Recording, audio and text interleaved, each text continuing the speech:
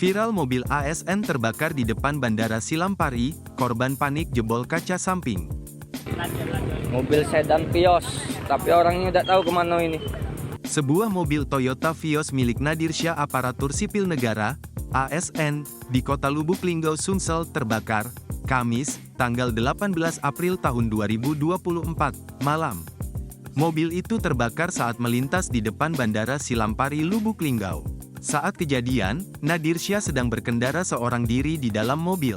Beruntung saat peristiwa itu terjadi, warga Perumnas Nikan 2 ini berhasil menyelamatkan diri lewat menjebol kaca pintu samping kanan.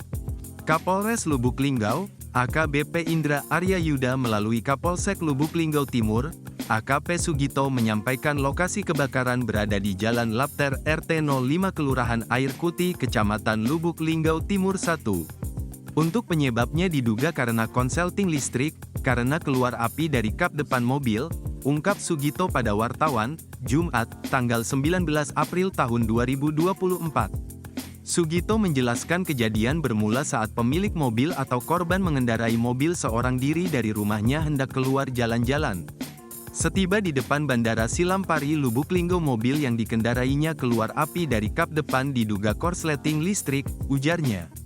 Seketika itu api langsung membesar, sementara posisi korban masih dalam mobil, karena kunci rem tangannya langsung ngunci secara otomatis. Kemudian korban langsung mecah kaca samping berupaya keluar dari dalam mobil mengambil galon dari Indomaret untuk memadamkan api, ungkapnya. Namun, setelah disiram dibantu petugas bandara menggunakan APAR, api pun baru berhasil dipadamkan ditambah dibantu mobil damkar. Sementara mobil yang terbakar sudah dibawa pulang ke rumah korban bersangkutan. Akibat kejadian itu mobil terbakar termasuk kursi dalam. Sementara pemilik mobil belum melapor. Karena itu kejadian kita datangi lalu kita minta keterangan, ujarnya.